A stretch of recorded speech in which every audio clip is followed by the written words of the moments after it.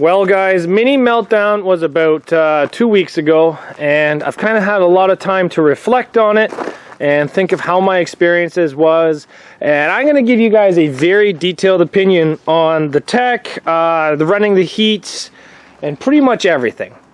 So first we're going to start with the drive. Great drive, had a fun time down in the US. Getting across the border was probably one of the easiest times getting down to the US, same as coming back to Canada. To fill my Dodge here in Ontario was about $340 to $360 Canadian. To fill it on the interstate down there was $175 American, which worked out to be about $250 Canadian per fill up. So I saved about $100 filling my truck per fill up, which is kind of really good. So went to tech. I failed tech the first time. I had too many seatbelts in the back of my car, which I understand they consider seatbelts to be part of 9-wire. There was a couple other small things too. Like nothing too large. I didn't have any problems with the cage. I didn't have any problems with any of this. I didn't have any problems with that. Oh, I had the V6 motor mount. They want it off. Kind of knew that when I was getting there, but you know what, guys? You got to push it. And you guys know about the back window chain? The one I said they weren't going to like? You guys were right. They didn't like it, and I had to remove it. And I had a ratchet strap in the back here that they made me remove. So not a big deal. Let's talk about the heat. I drove fairly aggressively. I didn't drive too aggressively until later on in the heat. The remote oil cooler I think worked great, but unfortunately when this the original bumper V'd in really bad, it was tight against that motor mount, it was tight against the front of the engine, and it actually bent my Jeffy's shifter bracket. It actually cut one of my oil lines. So while I was in the Derby, I watched my oil pressure disappear, and I was like, you know what? If I'm going to lose this Derby because this engine's going to seize up, I'm going to make every other car in here have to fix.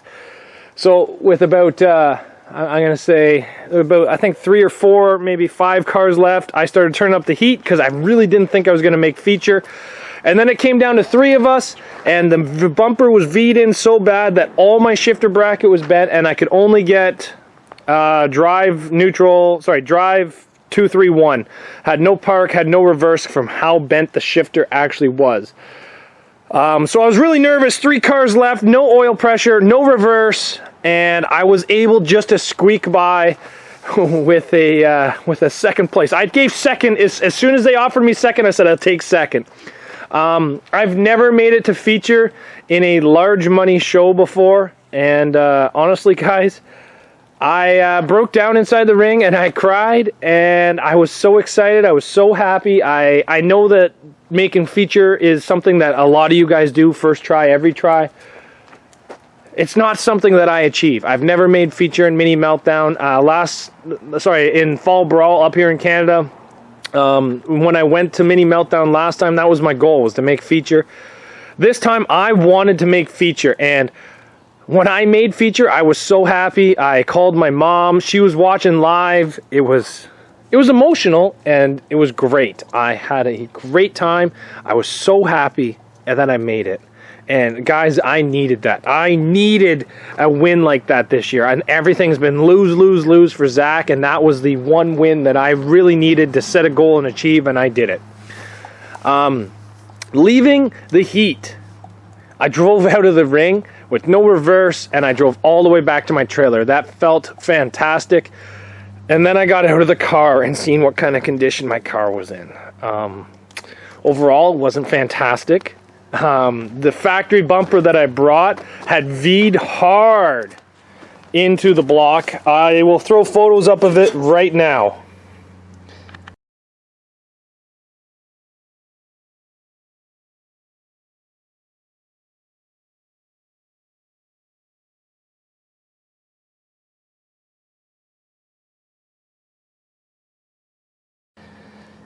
And then I did a little repair video at the Derby where I straightened it all out. I haven't even edited it yet, and I don't know how good of footage it was. I don't know anything like that. But I did make a repair video as I was trying to repair it. Radiator was junk, so we threw a loop line into it. I fixed the oil line. But after you won your heat and made it to feature or went to consi, it became unlimited 9-wire.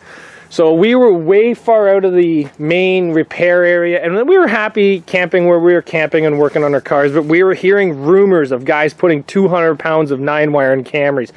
So Josh and I, we are, like, Josh has more experience with 9-wire than me, but I'm not really a 9-wire guy. So you guys can see the 9-wire that I tried putting in it. I got the top of the doors, I got pillars, I got the rear bumper, the rear frame rail to the gas tank protector, the rear frame rail to the gas tank protector, my inlets to each other, and then I tied it all together with some monstrosity. I did that on both doors, and then I 9-wired the hood shut because I had to cut all my seatbelts to get into it. I 9-wired from bumper to rad support after I straightened it out. Did 9-wire on my subframe. I think I had about 50 pounds of 9-wire in this car, and I believe Josh had about 30. Some of it has been cut off just because the doors have been opened and stuff like that. Going up to tech, I passed tech. The retech going in, they looked and they said, that's a lot of 9-wire. I said, yeah, I just wanted to confirm that it was everywhere. They said, yeah. And we made it in. Oh, in the heat, I've moved my steering wheels. But in my heat, I bent the steering wheel from Blizzard Bash that I bought. And I was watching some of the online stuff that night in my tent, and I seen a guy get DQ'd for breaking his wheels. So I was super nervous that if I broke that wheel, they'd DQ me, and I did not want to go for a broken wheel. So I went right to Jeffy there. That's the great thing about having these vendors at the derbies, and I bought a brand new steering wheel. I left it out in the rain, so it did rust. Maybe I'll replace all those with stainless. I don't know. It does look pretty. But I went and bought a brand new wheel from Jeffy, and I installed this one on the car, and I duct taped this one inside the car, so that way if my wheel broke, I could quickly throw it away and throw another one on, so that way I wouldn't be DQ'd over a steering wheel. Went into the feature. Car wasn't running great because I broke off the EGR in my heat, and I didn't have any of the stuff there to fix it. And I spent most of my night fixing the bumper, straightening the frame, and putting the 9-wire. This bumper here I bought off a guy at the Derby. I think they called him Jake from State Farm is what they were calling him. Tough bargainer, that's for sure. He wanted 75, I offered 60. We agreed to 70, but he had to deliver because he had a golf cart and I didn't. So he brought it over to me, and I spent all night welding this with a 110 flux core welder running on a generator. And that was a lot of welding that I did to that. And then straightening. And then the next morning we woke up half decently early and did the 9-wire. Went into the feature. Guys, I get nervous at these derbies. I really do. I went into feature and I could not stop peeing. I went pee like 4 times before I went into the feature. And I was nervous going out. This was a big show for me, and I really wanted to do good to prove that I could drive with these guys. And the car did fantastic. Yeah, the door still opens. You guys can get mad at me for doing that. I don't care. In the feature, I used the back end as much as I could. You guys can see that the gas tank protector has folded the speaker deck right around it. Both rear strut towers has ripped out. The strut bar is what's holding the struts in the car. As you can see from this one, I don't know if I can get a good angle or not. It's all ripped out here. The whole strut's ripped away, and it's wrapped right around the gas tank protector inside this car. So that's pretty good that it all held together. Rear bumper actually ripped completely off both rear frame rails. I did dimple these. I don't think I did enough, to be honest, guys. Like, this frame rail looks pretty good, but if I had been able to have like equipment there to try to pull it up, maybe it would have done a little bit better. Broke a trailing arm in the back. Pretty early on in the heat, I did break a spindle, but I want to go over some other stuff that seemed to be some issues inside this car. Okay, I never had, oh, let's do this.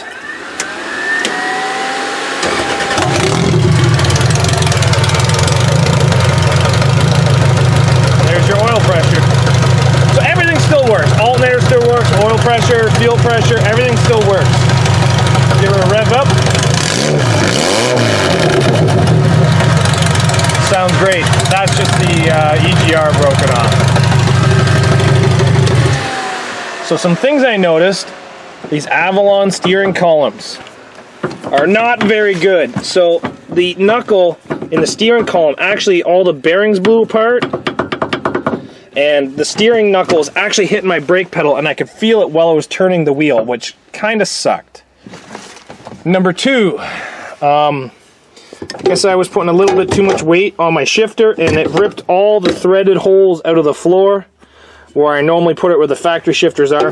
Now this one here is a gray area shifter, and I wanted to tighten that bolt up a little bit. I like a little bit of resistance, not ones that are just free floating like that, but I actually completely forgot to do it. So that's my fault. That's not gray area's fault. Some people really like this shifter loose, some people like it tight.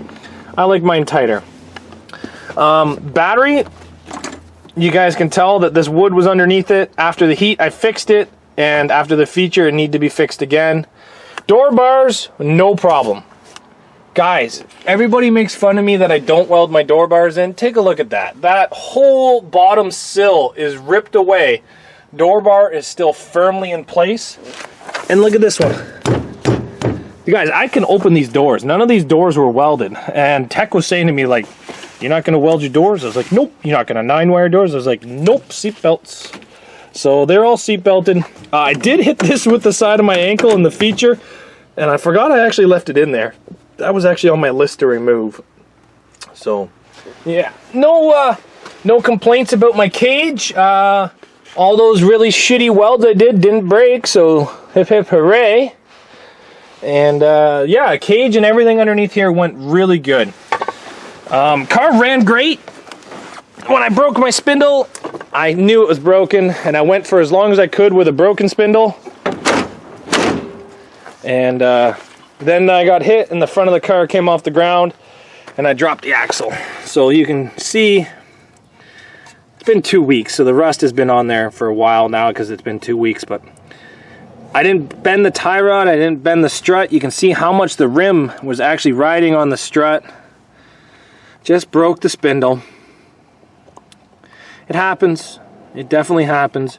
They were both bent after my heat, and I looked at replacing them because I did bring spares, but I thought if I did, it would just poke the tops of them out too much and they'd be a target. So I just left them, thinking it would be the better thing. And honestly, this wasn't the one that was bent bad. This one was. And it didn't break. You can see how bent this one is. So can't win them all, guys. I am extremely happy. I think I got 10th at Mini Meltdown, and guys, I was ecstatic. I came out of that ring, and I was probably one of the 4 happiest guys in that Mini Meltdown ring. I was extremely happy. As for the oil cooler in this car, it worked. I felt the heat coming off of it. How well it worked, I don't really know. This was my first run with it. What I'd like to do is put a temp gauge on a car that has one, and then put a temp gauge on a car that doesn't have one, and watch oil temps. Run them both with loop lines and see the difference between an oil cooler car and a non-oil cooler car. But honestly, it did something. I think it did something. It doesn't have to do a lot as long as it does something. Had a great time. I felt respected by the promoter. I felt like the driving was amazing. Really happy I didn't draw Heat 2, by the way. I would have got beat up pretty good in Heat 2. We have to tear this car apart. It's been sitting here for 2 weeks. To be honest, it is runnable, but I can't really run it anywhere. But we'll have to see. Maybe I'll fix it up and run it one other place. I'm not too sure. It's a tough car, that's for sure. But thanks for watching, everybody. Lots more to come on this car. And my whole trip, said and done, from my doorstep back there, food, travel, hotel, entry fee, sorry, not hotel, food, travel, entry fee, food at the event, driving back, was about $1,150 Canadian. So for a 3-day trip, we left Friday morning, came home Sunday night. It was about $1,200, and we went as cheap as you could. We bought all of our food at Walmart. We bought no food at the show. I bought one steering wheel, which cost me $100. And sorry, I bought one steering wheel from Jeffy, and that was the only thing I really bought there. I think I bought one shirt too. I know I got my free shirt for my pre-entry. So honestly, guys, that's why I don't do a whole lot of these USA shows, especially with fuel prices, how expensive they are. We are almost $2.35 a liter up here, so you times that by 3.79, because that's how many liters in a gallon. And, yeah, it's not cheap. But I had a great time, and everybody asking if Harley's still around. She's around. She's just very old.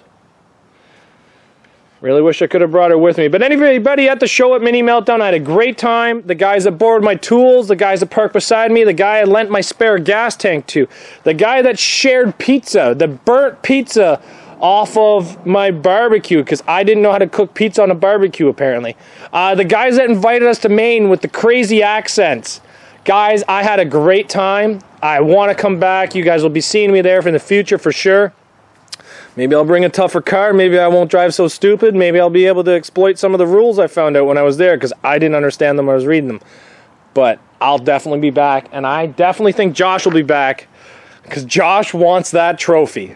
Thanks for watching, guys. We'll see you later here on Zach's Workshop.